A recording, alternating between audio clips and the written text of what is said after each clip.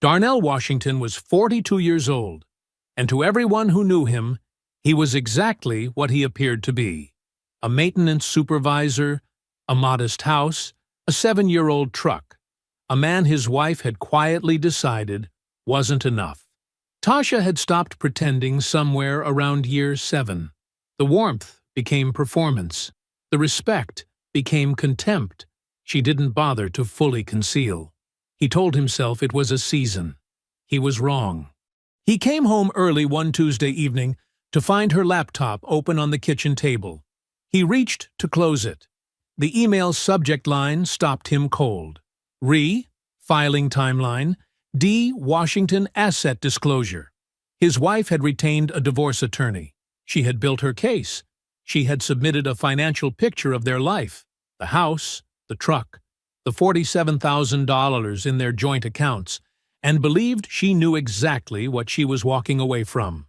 What Tasha Washington did not know was that her husband was the silent founder and majority owner of a $2 billion logistics company, and that the man she had just filed against was not the man she thought she married. Standing in that kitchen, reading every word, Darnell made a decision, and she had absolutely no idea what was coming.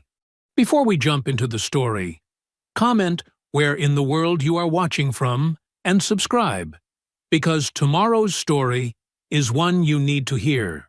Darnell Washington woke before his alarm, as he had every morning for the past 15 years. The bedroom was still dark, the first hint of dawn barely touching the edges of the curtains. Beside him, Tasha slept facing away, her breathing steady and distant. He slipped out of bed without disturbing her and padded downstairs in his socked feet. The coffee maker hummed to life under his familiar touch. While it brewed, he stood at the kitchen window, watching the street slowly emerge from darkness. Their neighborhood was modest: single-story homes with small yards, the kind of place where people worked hard and kept to themselves. The coffee finished brewing. Darnell poured it into his thermos, the same one he'd carried for 7 years. He returned upstairs, kissed Tasha's cheek softly. She stirred but didn't wake, didn't reach for him like she used to. His F-150 started with a low rumble. The truck was approaching 100,000 miles, but he maintained it meticulously. The early morning traffic was light as he drove to the distribution facility where he'd worked since before his marriage. The security guard, Marcus, waved him through the gate. "Morning, Mr. Washington." "Morning, Marcus. Your boy still playing ball?" "State championships next week." Darnell nodded approvingly. "Let me know how it goes." Inside, the facility was already humming with activity. Loading docks filled with trucks, forklifts moving in precise patterns across the concrete floor. Darnell did his morning walkthrough, noting everything that needed attention. A hydraulic leak on Dock 4, slow but steady. The new hire, Tommy, rushing his safety checks. Karen from accounting on a conference call, massaging numbers for corporate like she did every Tuesday. The workers nodded respectfully as he passed. They trusted him because he knew every inch of the building, could diagnose problems by sound alone, and never asked anyone to do something he wouldn't do himself. His coveralls were clean but worn, his boots sturdy and practical. At lunch, he sat in his small office and opened the sandwich he'd packed. His phone buzzed with a text from Tasha. "Dinner with the Hendersons tonight?" He typed back, "Can't. Late shift." It wasn't true, but the thought of another evening watching Tasha perform warmth for their neighbors while treating him like furniture was more than he could bear today. The afternoon brought news of a facility-wide shutdown. A major electrical system needed immediate repair, and safety protocols required evacuation. Darnell coordinated with the emergency team, ensured all personnel were accounted for, and found himself heading home 3 hours early. The house was quiet when he arrived. Tasha's Audi wasn't in the driveway, probably still at the gym where she taught spin classes to women who shared her carefully cultivated image of success. The lease payment for that car appeared on their credit card statement every month, along with her salon appointments and designer workout gear. He walked into the kitchen, intending to start dinner. Tasha's laptop sat open on the table, screen still bright. As he reached to close it, protecting her privacy as he always had, a subject line caught his eye. Filing timeline. D. Washington Asset Disclosure. The sender was unfamiliar. Caldwell and Associates, LLP. Darnell stood very still, his hand hovering above the laptop. The house seemed to hold its breath. In 15 years of marriage, he had never invaded Tasha's privacy. He had built his entire life around respecting boundaries, maintaining careful distances, protecting what mattered. But something in him had known this moment was coming, had felt it in the way she stopped reaching for him in the morning, in the dismissive tone that crept into her voice, in the way she looked past him when he spoke. He pulled out a kitchen chair and sat down. The wood creaked slightly under his weight. Outside, a neighbor's dog barked. A car drove past. The world continued its ordinary rhythm, while Darnell Washington, maintenance supervisor, husband of 15 years, owner of a secret empire, opened his wife's email and began to read. The emails stretched back 3 months, each one more deliberate than the last. Darnell scrolled through them slowly, his face unchanged. The most recent message outlined a filing timeline, complete with asset disclosures that made his life seem small and predictable. Their house, valued at $310,000, mortgage balance $190,000, his Ford F-150, her leased Audi, a 401k from the distribution center worth $83,000, joint checking and savings totaling $47,000. The life of a maintenance supervisor laid out in clean spreadsheet columns. Tasha's attorney had already drafted the preliminary paperwork. They planned to serve him at work, a detail that made something quiet and hard settle in Darnell's chest. Not anger, exactly, just certainty. He opened another email thread, this one discussing strategy. Given his income level and asset profile, the attorney wrote, we should be able to secure a favorable settlement without significant resistance. Darnell sat back in the kitchen chair, memory taking him to a night 20 years ago. He was 24, working the night shift at Regional Shipping Services. He'd noticed inefficiencies in their route planning, spent months developing an algorithm that could save millions. He remembered the meeting where he presented it, the managers nodding, taking notes, thanking him for his initiative.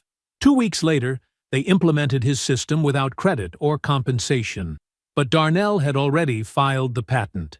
He'd watched his father spend 30 years at the docks. His brilliance with logistics, making money for everyone except himself. They'll take whatever you let them, his father had told him once. So don't let them. Washington Meridian Logistics launched 4 years later, structured through a blind trust that connected to nothing, managed through Meridian Capital Partners. No public record linked Darnell Washington to any of it. The company grew faster than anyone predicted, his algorithm revolutionizing shipping logistics across 3 continents. When he met Tasha at 32, WML was already worth hundreds of millions. On their 3rd date, she asked what he did for a living. He told her he supervised maintenance at a distribution center, had some investments that provided extra income. Her eyes had slid past the first part, catching only on investments. But she never asked for details. Not during their courtship, not after their wedding, not once in 10 years of marriage. He'd found that telling then. He found it devastating now. Darnell closed the laptop precisely as he'd found it. Upstairs, he showered, the hot water beating against his shoulders as he processed what he'd learned. The marriage he'd been trying to save had been dead longer than he'd admitted. Maybe it had never been alive the way he'd thought. He dressed in fresh clothes and returned to the kitchen just as Tasha's Audi pulled into the driveway. She came through the door carrying grocery bags, her gym clothes exchanged for a fashionable athleisure set that probably cost more than his weekly paycheck was supposed to be. "Hey, baby," she said, brushing a kiss across his cheek. The gesture felt like muscle memory, empty of meaning. "I got stuff for dinner." "I'll cook," he said, taking the bags. He unpacked them while she talked about her day.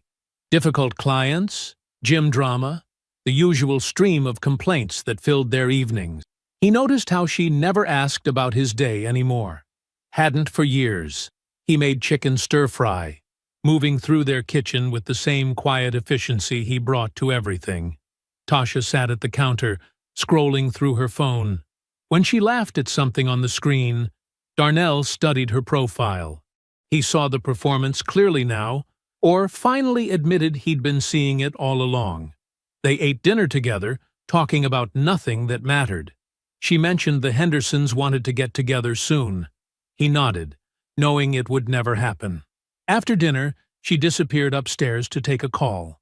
Probably with her attorney, he realized now. Alone in the kitchen, Darnell took out his phone. He opened his messages to Miles Okafor, his oldest friend and the architect of WML's legal structure. They hadn't spoken in months, part of maintaining the separation between his worlds. He typed 5 words. "Call me tomorrow. It's time."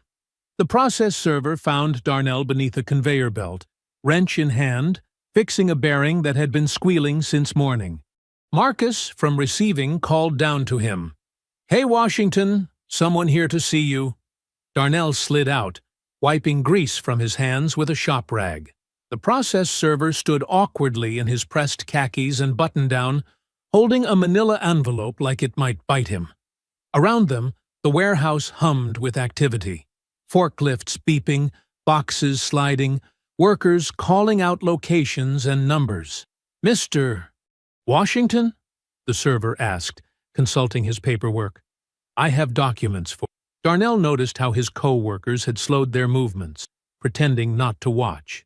This was what Tasha's attorney had wanted. Public service. Maximum embarrassment. The maintenance supervisor being served divorce papers in front of his crew. "Thank you," Darnell said quietly, accepting the envelope. His voice carried neither shame nor anger. He tucked the papers under his arm and turned back to Marcus. "That bearing's fixed. Tell Rodriguez he can start that line back up." He walked to his office, really more of a workspace with a desk wedged between filing cabinets and repair manuals. The envelope sat unopened while he finished his shift, documenting maintenance requests and scheduling next week's preventive work. Only after the second shift crew had taken over did he finally open it. The filing was exactly what he'd expected. Tasha's attorney had constructed a careful narrative of a marriage that had irretrievably broken down.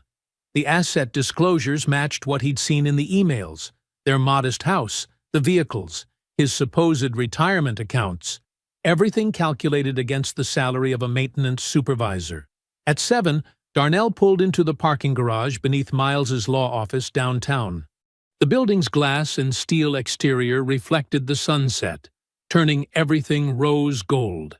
Inside, Miles's corner office offered a view of the Charlotte skyline that Darnell could have had years ago if he'd wanted it.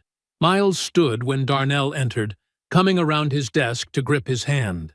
They'd been roommates at NC State before Miles went to law school, before Darnell built WML. Miles had structured every legal document that protected Darnell's wealth, and he'd been waiting for this meeting. "You were right," Darnell said, handing over the filing. Miles scanned it, his expression darkening. "Service at your workplace. That's deliberately aggressive. That's the point. They want me rattled. Defensive." Darnell settled into one of the leather chairs facing Miles's desk. "How do we respond?"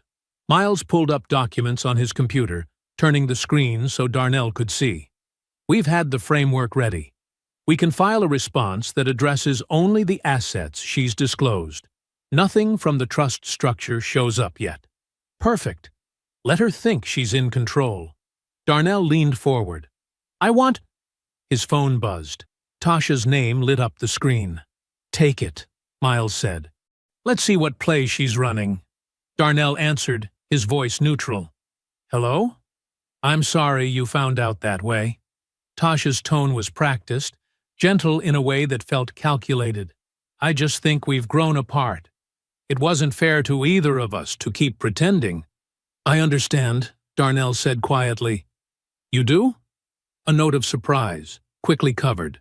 I hope we can handle this maturely, like adults. Of course. Whatever you need. After they hung up, Miles shook his head. She really thinks she's got this locked down. She thinks I'm what she married, Darnell said.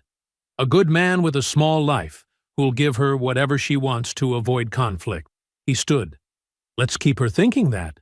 In his truck, he called Aunt Claudette. She answered on the first ring, like she'd been waiting.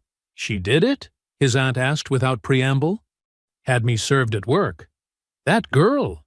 Claudette's voice carried decades of sharp observation, acting like she's doing you a favor by leaving, like she's setting you free instead of trying to clean you out.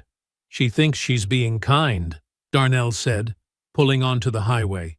Letting me down, easy. Kind? Claudette's laugh held no humor.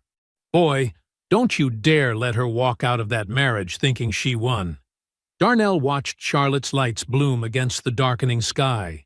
Everything he'd built was out there. Distribution centers, logistics hubs, the quiet empire he'd protected for 15 years.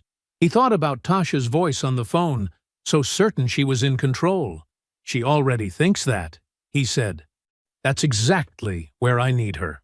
The downtown conference room where Miles prepared their response felt different at night. Floor-to-ceiling windows reflected the legal team's images back at them, ghost-like against Charlotte's glittering skyline. Miles had assembled 3 junior associates who'd spent the week preparing the financial disclosure documents. Everything's here, Miles said, sliding a thick binder across the polished table to Darnell. Full corporate structure, all holdings, complete valuation of Washington Meridian Logistics and every subsidiary. Exactly as required by law. Darnell opened the binder, scanning pages of figures that represented 15 years of careful building. $2 billion in assets, laid out in clean black and white. This is what her attorney gets tomorrow? 9 a.m. sharp. Miles leaned back, studying his oldest friend. You ready for this part? Been ready? Darnell closed the binder. Send it. The next morning, Darnell was underneath a packaging line, replacing a worn belt, when his phone buzzed. Text from Miles. Documents delivered. Her attorney's office confirmed receipt. Darnell continued working, losing himself in the familiar rhythm of maintenance tasks. Around him, the facility operated as it always had. Workers calling out locations, forklifts beeping, conveyors humming. He thought about how many facilities like this one made up WML's network, how many workers moved through spaces he owned, never knowing. His phone stayed silent for 2 days. On the third morning, it exploded. First, a call from Tasha's attorney's office. Declined. Then 3 calls from Tasha in rapid succession. Darnell let them go to voicemail while he finished replacing a hydraulic line. When he finally listened to the messages, Tasha's voice progressed from confusion to fury to something approaching hysteria. The final message was just 8 words. Call me back right now. I mean it, Darnell. He waited until his lunch break, then called from his office. She answered on the first ring. What is this? Her voice shook. What are these documents? Standard financial disclosure, he said calmly. Required by law in divorce proceedings. Required by... She made a sound between a laugh and a sob. $2 billion? You're telling me you've been worth $2 billion this whole time? The valuation's actually a bit conservative, Darnell said, unwrapping his sandwich. But yes, that's accurate. How? Her voice rose. How is this possible? You fix conveyor belts for a living. I do fix conveyor belts, he agreed. I also own Washington Meridian Logistics. Have since, before we met. Before we... She stopped. When she spoke again, her voice had changed, becoming softer, almost intimate. Why didn't you tell me? All these years, living in that little house, driving that truck. Why would you hide this from your wife? I'm happy to discuss all of this in mediation, Darnell said, his tone remaining professional. With our attorneys present. Attorneys? Darnell, I'm your wife. We can figure this out together. Just you and mediation, he repeated quietly. Have your attorney contact Miles to schedule. He ended the call and finished his lunch, reviewing maintenance schedules for the afternoon shift. His phone buzzed twice more. He didn't check it. That afternoon, Miles called. Need you to come by the office. There's something you should see. In Miles's conference room an hour later, Darnell studied the documents spread across the table. Bank statements, transfer records, a timeline constructed by Miles's forensic accounting team. They were looking for hidden assets on your side, Miles explained. Standard procedure, but they found something else instead. He tapped one of the papers. 2 years of systematic transfers from your joint accounts to a private account in Tasha's name. Small amounts, carefully timed to avoid triggering alerts. $340,000 total. Darnell picked up one of the statements, noting the dates, the precise amounts. Every transfer under the reporting threshold. 2 years of careful extraction while she smiled across their dinner table. She was building her exit fund, Miles said quietly. Planning this for a long time. Darnell set the paper down. The conference room was silent except for the soft hum of the ventilation system. Outside the windows, the sun was setting behind Charlotte's towers, painting the sky in shades of orange and purple. He thought about Tasha's voice on the phone earlier, that intimate tone when she realized what he was worth. 2 years of stealing from what she thought was all they had. And now she wanted to figure this out together. Add it to the file, he said. Darnell sat across from Sandra Chen in her private investigation office, its walls lined with credentials and surveillance equipment. She was recommended by Miles, former FBI, now running her own firm, known for thorough work that held up in court. Everything in this report was obtained legally, Sandra said, sliding a thick manila folder across her desk. Phone records from the joint account device, credit card statements, hotel receipts, documented public interaction. No gray areas. Darnell opened the folder. The first page was a timeline, meticulously constructed. 3 years of documented meetings between Tasha and Jordan Beaumont, starting with lunch at an uptown bistro in 2019. The pattern evolved quickly. Afternoon meetings at hotels, weekend trips disguised as yoga retreats, text messages that left no room for misinterpretation. The affair itself is clearly established, Sandra continued, but there's something else you need to see. She reached across and flipped to a tabbed section. This is where it gets interesting. Darnell studied the financial documents. Beaumont Development Group's public filings showed a company in crisis. Construction delays, cost overruns, angry investors. $11 million in debt spread across 3 stalled projects. He's been seeking private investment for 18 months, Sandra explained, meeting with every capital group in Charlotte. No takers. The debt structure is toxic. She pulled out a transcript, highlighted sections in yellow. This is from a phone conversation between them 2 months ago. The device was on your joint account, so access was completely legal. Darnell read the highlighted section. Jordan's voice came through clearly in the text. Baby, when this is done, we need your liquidity. I've got 3 properties that just need capital to turn around. With your settlement, we can leverage that into something real, something worthy of us. Tasha's reply, I know. That's why we're doing it this way. Clean and quiet. Jordan, you're sure about the numbers? Tasha, based on standard division of assets? Yes. More than enough to stabilize everything. Darnell set the transcript down. The office was quiet except for the soft whir of a desk fan. Outside, Charlotte traffic moved steadily down Trade Street. There's more, Sandra said. Want to see the rest? Darnell nodded. For the next hour, they moved through the evidence. Credit card receipts showing Jordan's mounting desperation, canceled cards, declined charges, email chains with investors growing increasingly hostile, and through it all, Tasha's constant presence, planning their future with money she thought she was about to extract from her marriage. It wasn't love. It wasn't even primarily an affair. It was a business transaction dressed up in romantic history. Jordan needed capital, and Tasha saw her chance to trade up from the maintenance supervisor she'd settled for. "One last thing," Sandra said, pulling out a final document. "Your wife's gym membership was canceled last week. The reason given was non-payment. Her personal credit cards are starting to max out." Darnell gathered the documents carefully, making sure everything was in order. "Thank you," he said. "This is exactly what we needed." The drive home took longer than usual. Charlotte's evening traffic moved sluggishly, giving him too much time to think. He thought about Jordan's words, "something worthy of us," and wondered if Tasha had felt that way all along, that their life together wasn't worthy of her. He pulled into their driveway as the sun was setting. The house lights were on. Tasha was home.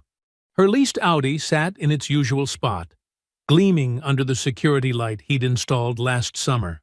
Darnell stayed in his truck, hands resting on the steering wheel. Through the kitchen window, he could see Tasha moving around, probably starting dinner. She'd been cooking more lately, since the disclosure documents landed. Making an effort, playing a role. The realization settled over him like a heavy blanket. He'd spent 10 years wondering if she truly loved him, and now he had his answer. Not only had she never loved him, she'd been actively planning to use him as a stepping stone to what she thought would be a better life. After 15 minutes, he got out of the truck, walked to the front door, went inside. "Hi, honey," Tasha called from the kitchen. "I'm making that chicken you like." Darnell hung his keys on their hook, put his lunchbox in its usual spot, walked into the kitchen. "How was your day?" she asked, her voice carrying that new warmth she'd adopted since learning about his wealth. He looked at her, really looked at her, and saw with perfect clarity that she was performing, had always been performing. Even now, knowing what he was worth, she was still performing. He went to the refrigerator, took out ingredients for a salad, and began to chop vegetables, said nothing. Darnell sat in his home office late that evening, the PI's folder spread across his desk. He picked up his phone and called the one person who had always seen through every mask anyone had ever worn. "Aunt Claudette, I need to tell you something. Boy, you know what time it is?" Despite the hour, her voice was sharp and clear. "I have the full picture now." Darnell's voice was steady. "About Tasha. About all of it." There was a rustling sound as Claudette settled into her favorite chair. "Tell me everything." For the next 30 minutes, Darnell laid it out methodically. The affair with Jordan, the systematic theft of $340,000, the coordinated plan to use divorce settlement money to save Jordan's failing business. Claudette listened without interrupting, but he could hear her breathing change as the details accumulated. "That woman," Claudette finally said, "has been playing chess with checkers pieces. She really thought she could outsmart you?" "She thought she was married to a maintenance supervisor." "No." Claudette's voice carried decades of observation. "She thought she was married to someone who wouldn't fight back. That's different." She paused. "Have you talked to Rosalind yet?" "No, but I need to." "You do," Claudette agreed. "That woman has always treated you right. She deserves to hear it from you, not from court documents or gossip." The next morning, Darnell called Rosalind and invited her to lunch at a quiet restaurant in Dilworth, away from their usual social circles. She arrived exactly on time, dressed carefully as always, carrying the dignity of a woman who had raised her daughter alone and done her imperfect best. "Something's wrong," she said, as soon as she sat down. "I can see it in your face." Darnell nodded. "I need to show you some things, Rosalind, because I respect you, and because you should know before it becomes public." He took out copies of the financial records. Not everything, just enough. The systematic transfers, the hotel receipts, the phone transcripts showing the calculated nature of it all. He laid them on the table between their water glasses and waited. Rosalind studied each document carefully, her reading glasses perched low on her nose. Her hands trembled slightly, but her face remained composed. When she finished, she folded her hands carefully on the table and looked at Darnell with eyes that held too much understanding. "I raised her wrong," she said quietly, "and I have known it for years." "You raised her alone," Darnell said. "You did your best." "No." Rosalind's voice was firm. "I taught her to survive, but I didn't teach her how to live. I taught her to secure herself, but not how to love. That's on me." She reached across and patted his hand once, briefly. "You were always too good for her." "I knew that too." Meanwhile, across town, Aunt Claudette was making calls. She'd spent decades building relationships through church committees, accounting circles, and community organizations. Now she activated that network with surgical precision. "Sister Jenkins?" "Yes, it's Claudette Washington. I need to ask you about your nephew Marcus, who works at First Capital." Yes." "What do you know about Jordan Beaumont's personal loans?" 3 more calls followed, each one adding another piece to the puzzle. By early afternoon, Claudette had what she needed. Jordan owed significant personal debts to James Monroe and William Carter, 2 pillars of Charlotte's black business community. The loans had been extended based on community trust, which made their violation particularly egregious. Claudette checked her watch, calculated the time, and made one final call. "William, it's Claudette Washington. We need to talk about Jordan Beaumont." "Yes, I know exactly how much he owes you, and I know why he's been ducking your calls." "No, actually, I think it's time to formalize those notes today." The call lasted 12 minutes. When it ended, the machinery of consequence was already in motion. Within hours, Jordan would receive formal demands for repayment from both Monroe and Carter. His last sources of informal credit would evaporate. The community grace that had kept his personal finances afloat would disappear, all while Tasha still believed everything was proceeding according to her plan. 3 days later, Jordan's phone began ringing with calls from creditors. His business credit lines were frozen. Suppliers started demanding payment up front. The careful financial house of cards he'd built began swaying in a wind he never saw coming. Miles Okafor sat in his corner office, surrounded by stacks of legal documents. The late afternoon sun cast long shadows across his desk as he methodically reviewed Tasha's amended divorce filing for the 3rd time. Something about the language had bothered him since he first read it. A specificity that felt out of place. He circled another phrase with his red pen, including subsidiary holdings through Meridian Capital Partners. His jaw tightened. That name shouldn't have been there. "Sarah," he called to his assistant, "get me the metadata analysis on these documents." 20 minutes later, Miles stared at his computer screen, his expression hardening. The document properties showed revision history from an IP address belonging to Davidson and Wright, a mid-sized commercial real estate firm. Jordan Beaumont's firm. He picked up his phone. "Darnell, we need to talk. Now." Darnell arrived 30 minutes later, still wearing his maintenance uniform. He sat across from Miles, his presence filling the room in that quiet way it always did. "Someone talked," Miles said, sliding the documents across the desk. "Look at page 17. They reference Meridian Capital Partners by name. That's not public information." Darnell read silently, his expression unchanging. "How'd they get it?" "I had our IT team trace the document metadata." Miles leaned forward. "The filing was reviewed by someone at Davidson and Wright before it went to Tasha's attorney. Jordan Beaumont's firm, Jordan's business partner," Darnell said quietly. "Marcus Davidson. You know him?" "Know of him. He did some contract work with one of our subsidiaries last year." Darnell's voice remained level. "Who was his contact there?" Miles pulled up another document. "James Chen, mid-level operations manager at Western Regional. Looks like they stayed in touch. So Jordan's partner pumped Chen for information about the company structure." Darnell nodded slowly. then fed what he learned to Tasha's attorney. "They were running intelligence on you, Darnell."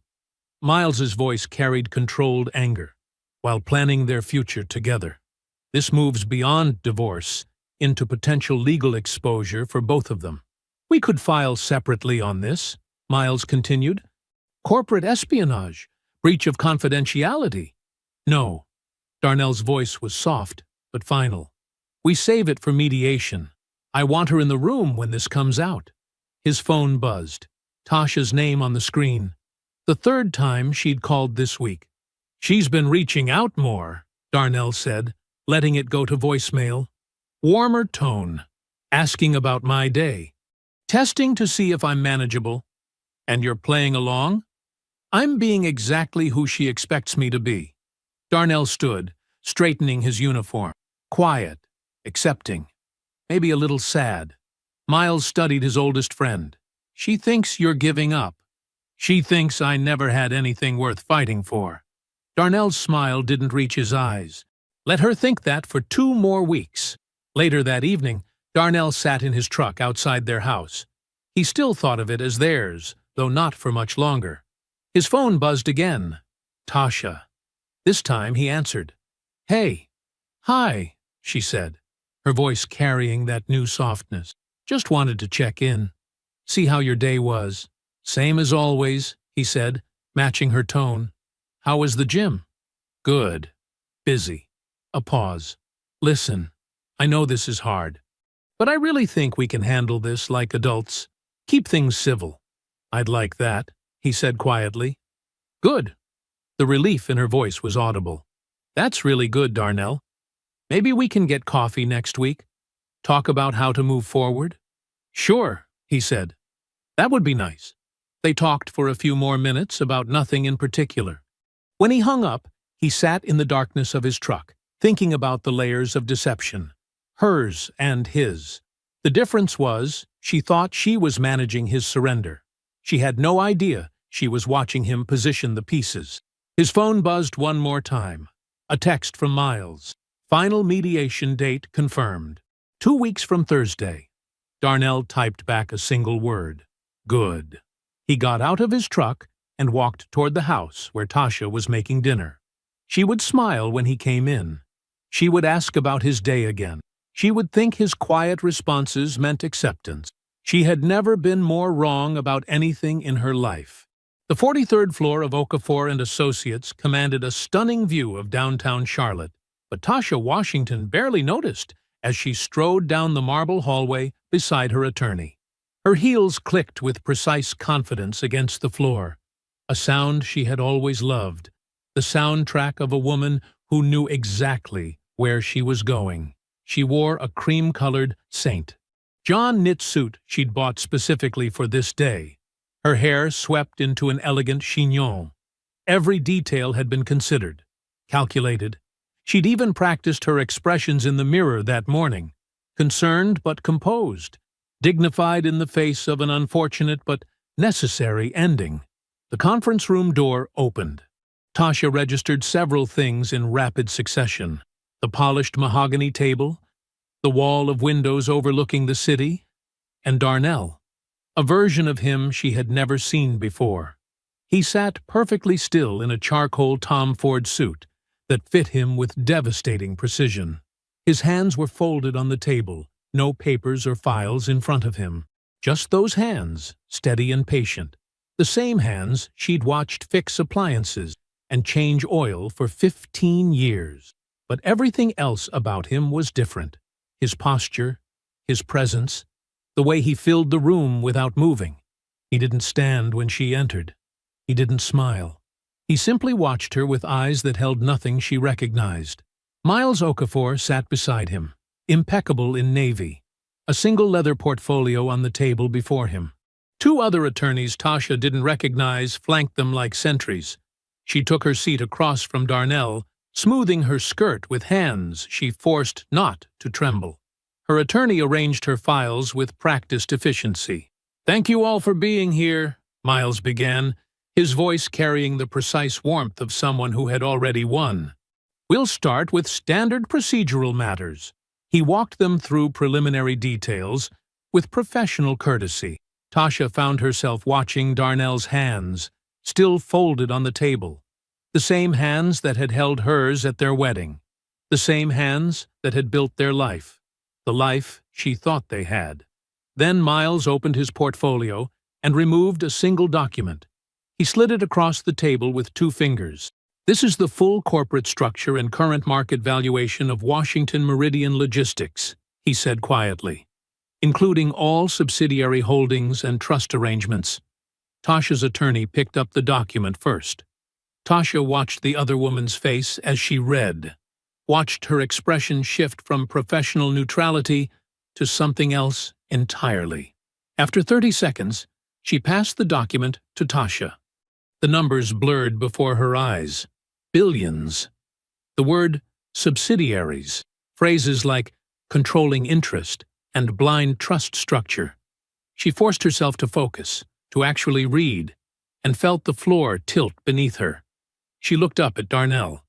He met her gaze with that same steady patience she had always mistaken for acceptance. "You want to ask me?" he said, his voice soft but carrying easily across the table. "Why, I didn't tell you." The silence stretched.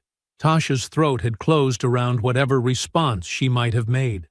"I didn't tell you," he continued, "because I needed to know what you would do if you thought I had nothing." His eyes never left hers. "Now I know." Miles opened his portfolio again. "We'll proceed with the documentation in sequence," he said, his tone purely professional, beginning with the unauthorized transfers totaling $340,000 from joint accounts to Ms. Washington's private account over the past 2 years. He placed another document on the table. Tasha recognized her own bank statements, annotated with precise red circles around each transaction. "Following that," Miles continued, "we have documented evidence of an ongoing extramarital relationship with Jordan Beaumont, including meeting records, communications, and financial interaction." More papers joined the first. Of particular interest is the coordinated financial intelligence operation conducted through Mr. Beaumont's business partner, Marcus Davidson, utilizing unauthorized corporate contacts to obtain confidential information about WML's structure. The documents kept coming, each one precisely labeled and annotated. Text messages, emails, phone records, meeting timestamps, a comprehensive dismantling of every move she'd thought was hidden. "This activity," Miles said, his voice still professionally neutral, culminated in the amended divorce filing containing privileged corporate information obtained through what could be characterized as fraudulent means. Tasha's attorney shifted in her chair. "I'd like to request a brief recess," she said, her voice tight with controlled alarm. "Of course," Miles replied smoothly. "Shall we say 15 minutes?" Tasha sat perfectly still, her spine rigid, her hands clenched in her lap. She felt her carefully constructed world collapsing with the precise, devastating methodology of a controlled demolition. Every assumption, every calculation, every confident step that had led her to this room, all of it crumbling under the weight of what she had never known. And still, Darnell watched her with those quiet eyes that had seen everything all along. The conference room felt smaller when they returned. Tasha's attorney leaned close to her client, whispering something urgent that made Tasha's shoulders stiffen. The woman's normally confident posture had collapsed into something defensive, almost protective. She arranged her papers with hands that weren't quite steady. Miles waited until everyone was seated before speaking. "We're prepared to present terms," he said, his voice carrying that same precise, professional warmth. He removed a document from his portfolio and began to read. "Ms. Washington will retain all personal assets she brought into the marriage," he stated, each word measured and clear. "This includes her jewelry, personal effects, and family heirlooms." He paused, allowing the words to settle. "Additionally, her current vehicle will be purchased outright, with title transferred solely to her name." Tasha's hands were folded tightly in her lap, her knuckles white against the cream of her suit. She didn't look at Darnell. The proposed settlement figure, Miles continued, has been calculated based on the asset disclosure Ms. Washington's team originally filed. He placed a document on the table. As you can see, this represents a fair division of the marital assets as they were presented in your initial filing. The number on the page was modest by any standard, appropriate for a maintenance supervisor's divorce settlement. It was a fraction of what Tasha had planned for, had counted on, had already mentally spent. However, Miles added, his tone unchanging, we must address the documented dissipation of marital assets. He produced another paper. The $340,000 in unauthorized transfers from joint accounts will be offset directly against the settlement figure. The math was brutal in its simplicity. When the numbers settled, Tasha would walk away with less than she'd brought into the marriage. 10 years, reduced to negative equity. Her attorney reviewed the documents with practiced efficiency, her lips pressed into a thin line. There was nothing to argue. Every figure was documented, every calculation precise. The legal exposure from the fraudulent intelligence gathering alone made any counter-argument impossible. We'll need a moment to review, her attorney said, but her tone carried no fight. Of course, Miles replied. The room fell silent except for the soft rustle of papers. Tasha stared at the settlement figures, her face a mask of controlled devastation. Darnell watched the city through the wall of windows, his expression unchanged. 10 minutes passed before Tasha's attorney straightened the papers and placed them carefully on the table. The terms are... She paused, choosing her words. The terms are acceptable. Miles produced the final documents with fluid efficiency. We've prepared everything for immediate execution, he said. Once signed, the agreement becomes binding. The scratch of pens filled the room.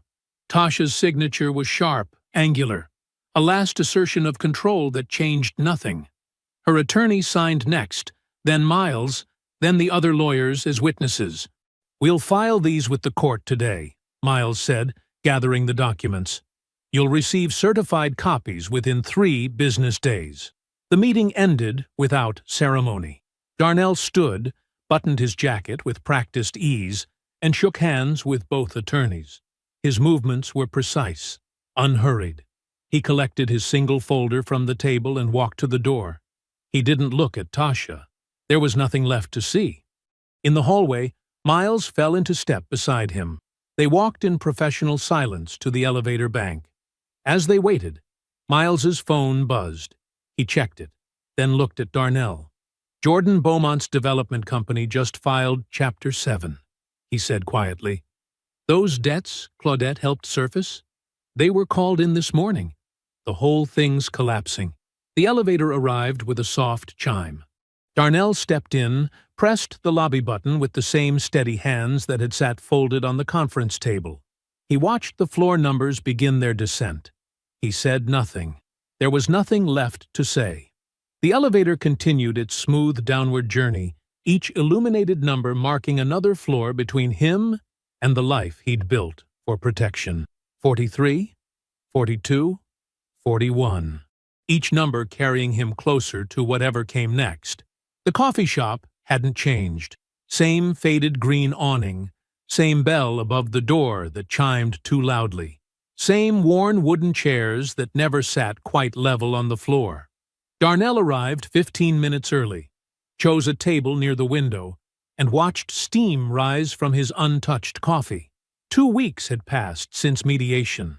Tasha had called 6 times in the last 3 days. He'd let each call go to voicemail, listening to the first one just once, her voice smaller than he'd ever heard it, asking to talk. Just talk. He called back because that's who he was, a man who faced things directly. They agreed to meet here, neutral ground, in a neighborhood that had been theirs and now wasn't. The bell chimed. Tasha walked in wearing a simple gray sweater, her usual polish dimmed to something almost apologetic. She ordered nothing, just sat down across from him with hands that didn't seem to know what to do with themselves. "Thank you for meeting me," she said. Darnell nodded once, his coffee still untouched. "I've been thinking," she started, then stopped. Her fingers traced invisible patterns on the table's surface. "I made a mistake. A huge mistake." The words hung there, waiting for response. Darnell said nothing. "I didn't know who you really were," she continued, her voice barely above a whisper. "All this time I thought—" She shook her head. "And Jordan, he turned out to be—" She trailed off, the sentence too humiliating to complete. "Not what you expected," Darnell supplied, his voice level. She nodded, a quick jerking motion. "His company's gone. Everything he promised." She pressed her lips together. "I threw away something real for a lie." Darnell studied her face, really looked at her, maybe for the first time in years. She was thinner, the confident armor stripped away to reveal something raw and uncertain. In another life, it might have moved him. "You knew exactly who I was," he said quietly. "You just didn't think I was worth staying for." The words landed like physical things. Tasha's eyes filled, tears spilling onto cheeks flushed with shame or anger or both. "That's not—" she started. "It is," he cut in, still gentle but immovable. "You knew I was kind. You knew I was steady. You knew I would give you anything you needed. You just decided that wasn't enough." She reached across the table, her fingers stopping just short of his hand. "I was wrong. I see that now. We could start over. Really talk this time." "No," Darnell said simply. "We can't." The tears fell faster now. She didn't wipe them away. "Not because of pride," he continued, his voice soft but clear. "Not because I'm angry, though I was, but because I spent 15 years wondering if you loved me, wondering if I was enough, wondering if I should show you more of who I was, or if showing you less was the only way to keep you." He picked up his coffee, still warm. "Now I have my answer, and I won't spend another 15 years wondering anything." "Darnell, please." "I hope you find what you're looking for," he said, and meant it. "I hope you figure out why you couldn't see value unless it came with a price tag. I hope you learn to love someone for who they are, not what they can give you." He stood, straightening his jacket with the same quiet precision he'd always had. "But it won't be with me. That part of my life is done." She was openly crying now, shoulders shaking. He didn't move toward her, didn't offer comfort. Some broken things weren't his to fix anymore. "Take care of yourself, Tasha," he said softly. The bell chimed as he left. He didn't look back. Outside, the morning had warmed. He walked to his car, a new Tesla because he didn't need to hide anymore, and sat for a moment, hands on the wheel. The coffee shop door hadn't opened. She was still inside, probably trying to compose herself. He started the car. The quiet hum of the electric motor felt like the future. Clean, efficient, unburdened. He pulled away from the curb, leaving behind a neighborhood that had served its purpose, a marriage that had taught him what he needed to learn, and a woman who would have to find her own way forward. The road ahead was clear. For the first time in 15 years, he didn't have to calculate what showing himself might cost. He just had to drive. I hope you enjoyed that one. Be sure to like the video and subscribe so you don't miss the next story. I've picked out 2 more for you that I think you'll really like.